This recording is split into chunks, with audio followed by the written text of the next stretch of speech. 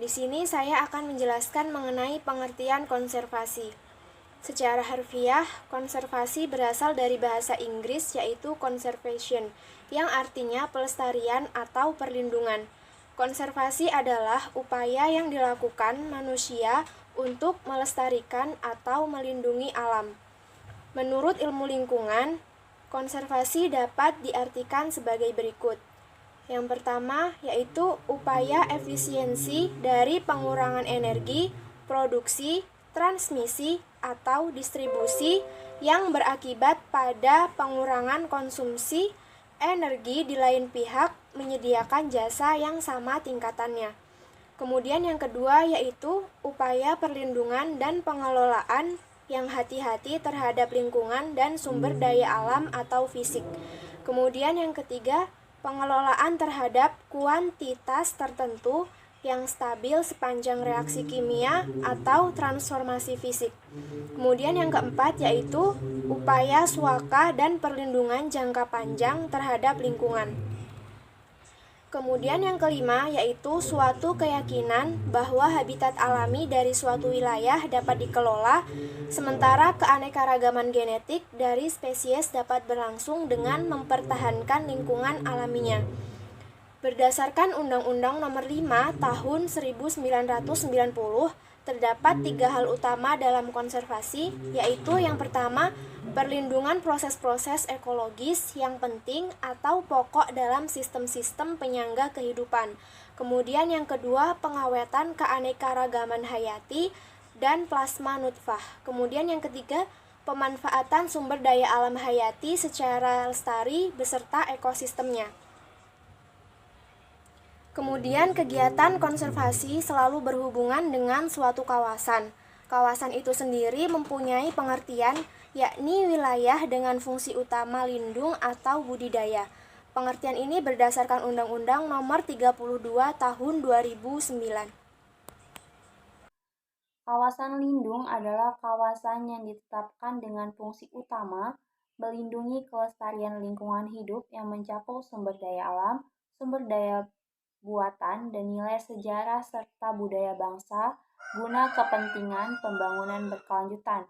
Kawasan budidaya adalah kawasan yang ditetapkan dengan fungsi utama untuk dibudidayakan atas dasar kondisi dan potensi sumber daya alam, sumber daya manusia, dan sumber daya buatan. Lingkungan hidup adalah kesatuan ruang dengan semua benda, daya, keadaan, dan makhluk hidup, termasuk manusia dan perilakunya, yang mempengaruhi alam itu sendiri, kelangsungan perkehidupan dan kesejahteraan manusia serta makhluk hidup lain. Konservasi sumber daya alam dan lingkungan (KSDAL) adalah pengelolaan sumber daya alam dan lingkungan yang pemanfaatannya dilakukan secara bijaksana untuk menjamin kesinambungan persediaannya dengan tetap memelihara dan meningkatkan kualitas nilai dan keanekaragamannya. Selanjutnya, jenis konservasi. Secara umum ada 2 jenis konservasi lingkungan hidup yang bisa diterapkan, yaitu sebagai berikut. 1. In situ. Konservasi in situ adalah upaya pelestarian keanekaragaman hayati baik berupa flora ataupun fauna yang dilakukan di habitat asli spesies tersebut. Lingkungan yang akan menjadi lokasi konservasi harus masih berada dalam kondisi yang layak dan terjaga untuk dihuni oleh spesies tersebut. Yang kedua yaitu ex situ. Konservasi ex situ adalah upaya pelestarian keanekaragaman hayati yang dilakukan bukan pada habitat aslinya, tetapi pada habitat buatan. Konservasi ex situ menjadi alternatif apabila habitat asli dari suatu spesies sudah rusak sehingga tidak layak lagi untuk dihuni, dan apabila ingin mengembalikan fungsinya juga butuh waktu yang lama. Selanjutnya yaitu bentuk konservasi. Ada beberapa bentuk konservasi lingkungan hidup yang dapat diterapkan di Indonesia, antara lain sebagai berikut. Yang pertama, yaitu ada cagar alam. Cagar alam adalah salah satu bentuk konservasi yang dilakukan pada habitat asli flora dan fauna yang mempunyai karakteristik sesuai dengan lingkungannya atau bersifat unik. Tujuan penetapan kawasan cagar alam adalah untuk mencegah kerusakan di kawasan tersebut serta lingkungan di sekitarnya, agar keanekaragaman hayati yang ada padanya tidak punah. Salah satu contoh cagar alam yaitu cagar alam Teluk Baro di Yogyakarta. Yang kedua yaitu ada Suaka Marga Satwa. Sama halnya dengan cagar alam, Suaka Marga Satwa juga ditetapkan apabila suatu kawasan mempunyai keunikan yang khas. Misalnya, menjaga habitat bagi satwa liar atau ada spesies yang lain. Dilindungi hidup di kawasan tersebut. Kawasan ini lebih fokus pada upaya pelestarian satwa. Yang ketiga, yaitu ada Taman Nasional. Taman Nasional adalah kawasan yang masih mempunyai ekosistem asli dan berfungsi sebagai lokasi pengawatan alam. Wilayah ini merupakan bagian dari kawasan pelestarian alam, termasuk juga hutan konservasi. Taman Nasional juga dapat dijadikan sebagai lokasi penelitian, pendidikan, pusat ilmu pengetahuan, dan rekreasi yang menarik. Yang keempat yaitu ada Taman Laut. Taman laut ditujukan untuk lokasi perlindungan dan perbaikan pada ekosistem laut, di mana ekosistem tersebut menjadi habitat flora dan fauna langka yang dilindungi, termasuk kegiatan penanaman terumbu karang yang rusak. Selain sebagai lokasi konservasi, Taman Nasional juga menjadi saran wisata dan tujuan komersil yang lain. Salah satu contoh taman laut di Indonesia adalah Taman Laut Bunaken di Sulawesi Utara. Kawasan ini juga telah ditetapkan oleh UNESCO sebagai situs warisan dunia karena mempunyai kekayaan dan pesona terumbu karang yang khas dan unik. Yang kelima, kebun raya. Kebun raya adalah salah satu bentuk konservasi yang dikelola dengan metode ex situ. Kawasan ini dibentuk dengan tujuan untuk melindungi dan melestarikan keanekaragaman alam. Berbagai spesies flora ditanam di dalam kebun raya yang dapat difungsikan untuk berbagai keperluan. Salah satu kebun raya di Indonesia yaitu Kebun Raya Bogor yang mengoleksi berbagai jenis flora endemik dan eksotik. Kawasan konservasi ini juga melakukan budidaya pada satwa, yaitu rusa. Yang keenam, Taman Hutan Raya. Taman Hutan Raya atau Tahura adalah bagian dari kawasan pelestarian alam seperti Taman Nasional. Kawasan ini berfungsi untuk menjaga keseimbangan ekosistem dalam suatu wilayah, menjadi tempat untuk mengoleksi flora dan fauna, serta tempat untuk melestarikan plasma nutfah. Contoh Tahura di Indonesia yaitu Taman Hutan Raya Insinyur Haji Juanda di Bandung, Jawa Barat. Taman Hutan Raya ini menampung 2.500 spesies flora yang diperoleh dari benua Asia, Australia, Afrika, dan Amerika. Selanjutnya, tujuan konservasi.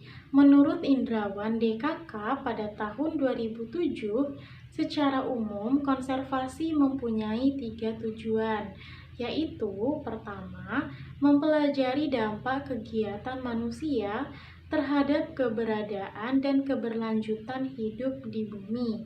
Kedua, mengembangkan pendekatan praktis guna mencegah rusak dan hilangnya sumber daya alam dan lingkungan, misalnya kepunahan spesies, memelihara keanekaragaman genetik dalam spesies, dan melindungi serta memperbaiki seluruh aspek keanekaragaman di bumi. Yang ketiga, mempelajari seluruh aspek sumber daya alam dan lingkungan yang meliputi keanekaragaman hayati dan non-hayati di bumi. Di sini saya akan melanjutkan penyampaian materi dari Saudari Widya. Manfaat konservasi.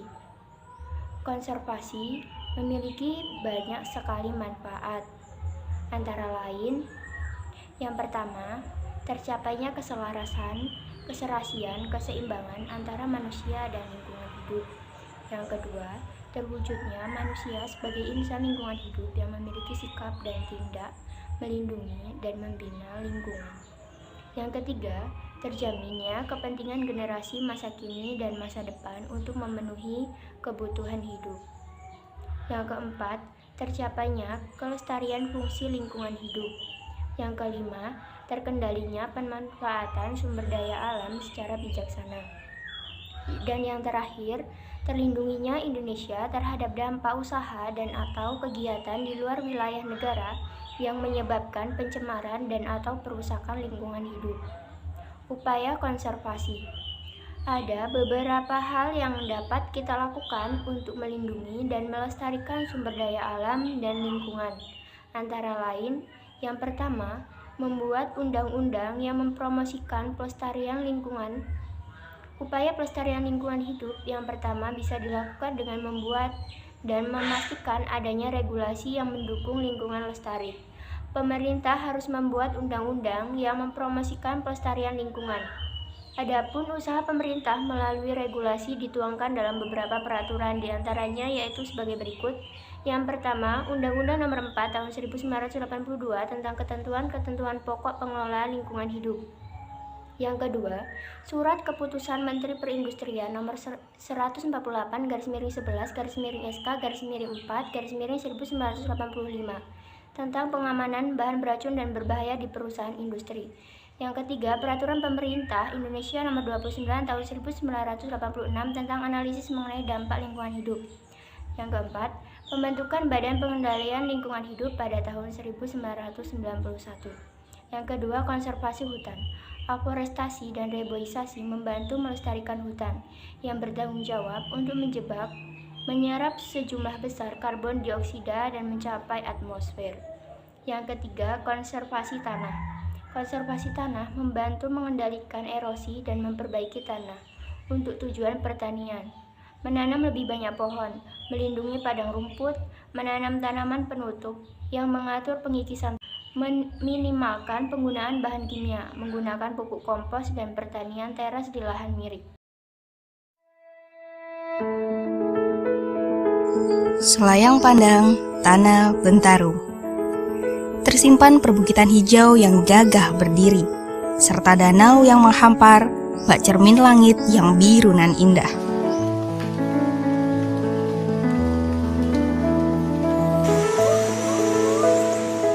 Menjaga kelestarian hutan adalah tugas kita bersama, karena bagaimanapun keberadaan hutan memberi manfaat yang luar biasa bagi kita. Terdapat kurang lebih 50 goa di dalam kawasan Tanah Bentarum dengan tingkat kesulitan penelusuran yang berbeda-beda. Berdasarkan peta geologi terbitan Pusat Pengembangan dan Penelitian Geologi pada tahun 1992, goa di Tanah Bentarum terbentuk dari batu gamping yang terbentuk antara 60 hingga 120 juta tahun yang lalu. Sudah 11 individu orangutan dirumahkan kembali atau dilepas liarkan di Sungai Rongun, kawasan Taman Nasional Betung Kerihun.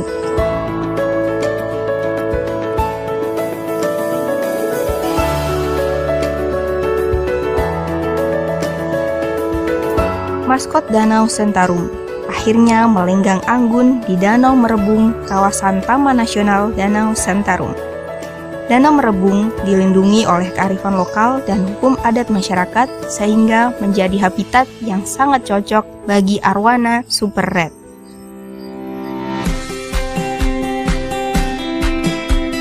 Kontribusi Balai Besar Tanah Bentarum juga merambah dalam ranah pendidikan melalui rimbawan mengajar.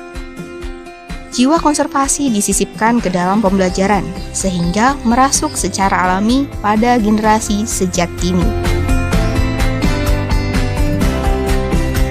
Hidroponik merupakan solusi yang jitu dalam menumbuhkan tanaman, terutama jenis sayur-sayuran. baik untuk memenuhi kebutuhan masyarakat itu sendiri maupun komersial.